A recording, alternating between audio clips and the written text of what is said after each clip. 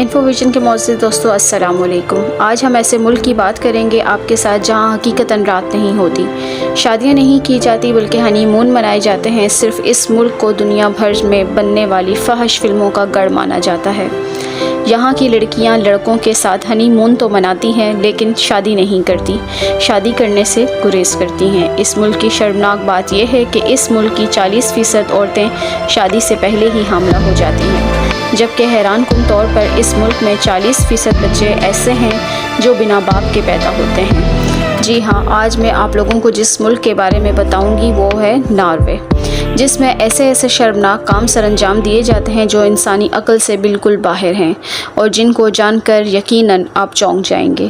یہ جان کر آپ کو حیرانگی ہوگی کہ اس ملک میں اس قدر پورن موویز بنائی جاتی ہیں کہ یہاں موجودہ وقت میں 5000 پورن مووی ویب سائٹس موجود ہیں جو پوری دنیا میں دیکھی جاتی ہیں، اور یہ ملک ان ویب سائٹس سے سالانہ $10 بلین کماتا ہے۔ ناروے کی ایک اور حیران کر دینے والی بات یہ ہے کہ اس ملک میں اتنے شادی شدہ لوگ نہیں رہتے جتنے کنوارے موجود ہیں، یعنی یہ لوگ شادیاں کم کرتے ہیں اور ہنی مون زیادہ مناتے ہیں۔ اس چھوٹے سے ملک کے بارے میں ایک اور شرمناک بات یہ ہے کہ یہاں کی لڑکی بہت زیادہ بولڈ ہو جاتی ہے، جس کے لیے جسمانی تعلقات بنانا بہت عام بات ہے۔ یہاں کی لڑکی سے اگر کوئی دوستی کر بھی لے تو فوراً اس شخص کے ساتھ ریلیشن میں آنے کے لیے تیار ہو جاتی ہے۔ یہاں کی لڑکی ہنی مون تو منانا چاہتی ہے مگر شادی نہیں کرنا چاہتی۔ اس سے زیادہ شرمناک بات یہ ہے کہ ناروے میں بہت سی خواتین ایسی ہیں جو جنسی تعلق بنانے کے لیے کچھ دنوں یا کچھ مہینوں کے لیے شادی کر لیتی ہیں، پھر اس کے بعد انہیں طلاق دے دی جاتی ہے۔ یہی وجہ ہے کہ اس ملک میں ہر گھنٹے میں 40 طلاقیں ہوتی ہیں۔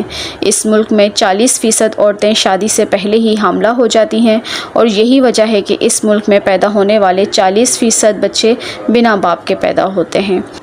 اس ملک میں 40% ریپسٹ یعنی عورتوں کے ساتھ زیادتی کرنے والے ایسے لوگ موجود ہیں جنہوں نے کبھی جیل کا منہ تک نہیں دیکھا، جس سے یہ بات واضح ہو جاتی ہے کہ یہاں عورتوں کے ساتھ زیادتی کرنا کوئی جرم نہیں ہے۔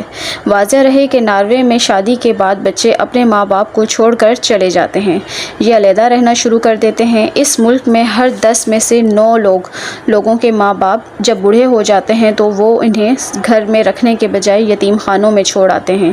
اس لیے یہاں 10 میں سے 7% لوگ خوش نہیں رہ پاتے۔ ان کی جوانیاں تو بہت زیادہ موج مستی میں گزرتی ہیں لیکن بڑھاپا بہت ہی مشکل ترین گزرتا ہے۔ تقریباً اس دنیا میں ہونے والے 20% کریڈٹ اور ڈیبٹ کارڈز کا فراڈ بھی ناروے میں ہی ہوتا ہے۔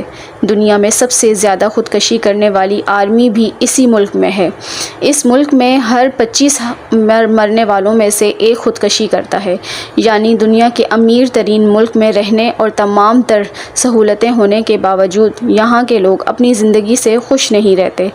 ناروے ایسا ملک ہے جہاں ہر گھنٹے کے دوران ڈرائیونگ کرتا ہوا شخص نشے کی وجہ سے مر جاتا ہے۔ اس کے علاوہ رپورٹ کے مطابق ناروے میں ایک حیران کن فیکٹ سامنے آیا ہے جس کے مطابق 7% ایسے باشندے ہیں جو اپنی زندگی میں ایک بار بھی نہاتے نہیں ہیں۔ ناروے میں ہر 3 میں سے 1 آدمی اوور ویٹ ہوتا ہے۔ ناروے اور یورپ کی کئی ممالک میں ایسا قانون ہے جس میں ایسے چھوٹے بچوں کو کافی ایسے حقوق مل جاتے ہیں جو دوسرے ملکوں میں نہیں مانے جاتے۔ ان حقوق میں سے ایک یہ بھی ہے کہ یہاں کوئی بھی لڑکا یا لڑکی 21 سال تک کی عمر تک اسموکنگ یا شراب پی سکتے ہیں مگر ان چیزوں کو خرید نہیں سکتے۔ ناروے سور کے گوشت کے برآمد میں سے سر فہرست ہے۔ یہ 29 ملین سور سال کے پیدا کرتا ہے جو کہ اس کی آبادی سے 5% زیادہ ہیں۔ دنیا میں شراب نوشی کی عمر 21 سال ہے جبکہ یہاں صرف 16 سال۔ ہم جنس پرستی اور فحش فلموں اور جسم فروشی کو قانونی مقام حاصل ہے، اور یہ دنیا کا واحد ملک ہے جہاں پروفائلز یعنی وہ لوگ جو بچوں سے جنسی تعلق قائم کریں ان کو مجرم نہیں سمجھا جاتا بلکہ صرف دماغی مریض یا بیمار سمجھا جاتا ہے، اور ایسے لوگوں کو نفسیاتی ہسپتال میں رکھا جاتا ہے۔ دوستو، ہر ملک کی طرح اس ملک میں بھی برائیوں کے ساتھ ساتھ کچھ اچھائیاں بھی موجود ہیں اور اچھے کام بھی کیے جاتے ہیں جن کا ذکر کرنا بے حد ضروری ہے۔ یہاں سائیکلوں کا رواج ہے، گویا کہ ہر شخص سائیکل چلاتا نظر آتا ہے۔ یہ لوگ سائیکل کی گھنٹی کسی کو راستے سے ہٹانے کے لیے یا متوجہ کرنے کے لیے نہیں بلکہ ذہنی سکون کے لیے بجاتے ہیں۔ ہر طرف بجنے والی گھنٹیوں سے جو آواز اور سما بنتا ہے، ان لوگوں کو اس سے ذہنی سکون ملتا ہے۔ اس ملک کو سائیکلوں کا دارالحکومت اگر کہا جائے تو غلط نہ ہوگا۔ ناروے کی بادشاہت دنیا کی پرانی ترین بادشاہت ہے جو لگ بھگ 1000 سال سے جاری ہے۔ یہاں کا جھنڈا کسی بھی آزاد ترین ملک کا جھنڈا ہے۔ 1219 سے ویسا کا ویسا ہی ہے۔ ملک میں قومی پرچم کے علاوہ کسی بھی قسم کا غیر ملکی پرچم لہرانا بہت بڑا جرم سمجھا جاتا ہے۔ ناروے میں ٹریفک چالان یورپ کی طرح آپ کی آمدنی سے منسلک ہے۔ اگر آپ امیر ہیں تو یہ جرمانہ لاکھوں میں بھی ہو سکتا ہے، اور اگر آپ کا تعلق کم آمدنی والے طبقے سے ہے تو آپ کو خاصی رعایت بھی دی جا سکتی ہے۔ یہ لوگ آزادی رائے کے دل دادا ہیں۔ 1971 میں ناروے سے تھوڑے فاصلے پر ایک کمیونٹی کو تو اپنے طرز پر رہنے کے حقوق دیے گئے تھے، جسے فری ٹوائن کیستانیہ کہتے ہیں۔ یہاں کی آبادی لگ بھگ صرف 1000 لوگوں پر منحصر ہے۔ چرس، گانجا، ہیروئن، ہم جنس پرستی، یہاں سب کچھ جائز ہے اور تصویر بنانے کی اجازت نہیں۔ آپ اسے ناروے کا نو گو ایریا بھی کہہ سکتے ہیں۔ 84 ایکڑ پر پھیلے اس شہر میں گاڑی کا داخلہ منع ہے، اور یہ لوگ یوگا کے متوالے ہیں۔ یہاں کے لوگ آپ کی پرائیویسی کا بہت خیال رکھتے ہیں۔ یہ کبھی خود سے گفتگو نہیں کرتے، اور گفتگو کے دوران مذہب، سیاست، ذاتیت اور کو زہر بحث نہیں لاتے۔ ناروے کی خصوصیات میں اپنی زبان سے محبت بھی شامل ہے۔ کوئی 86% ناروے کے رہنے والے انگلش جانتے ہیں، مگر یہاں شاپنگ مال سے لے کر یونیورسٹی تک اور ٹریفک سائنس سے لے کر بل بورڈز تک یہ صرف ناروی زبان ہی استعمال کرتے ہیں۔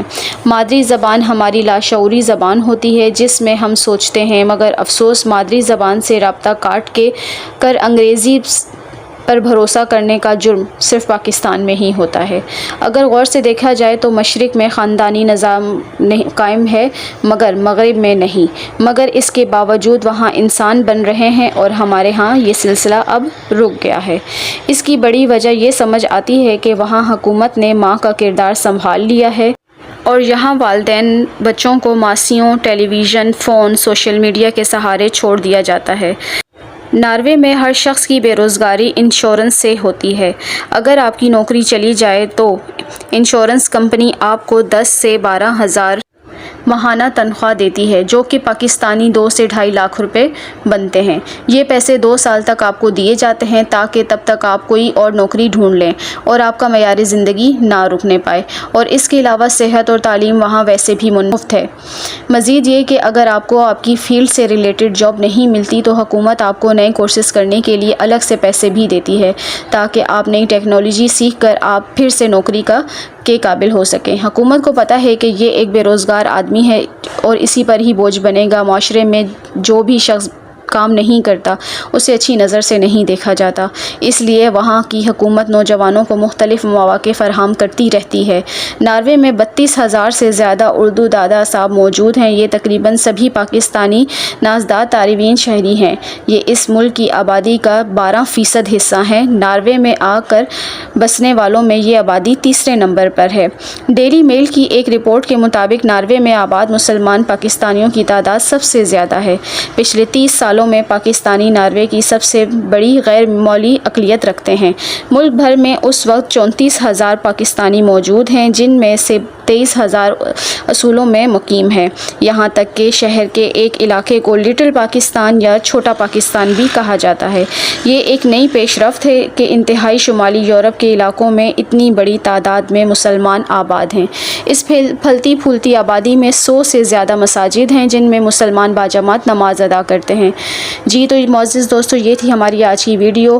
اگر میری ویڈیو اچھی لگی تو اسے لائک اور شیئر کریں، کیونکہ آپ کے لائک اور شیئر کرنے سے ہماری حوصلہ افزائی ہوتی ہے۔ ملتے ہیں نیکسٹ ویڈیو میں، تب تک کے لیے اللہ نگہبان۔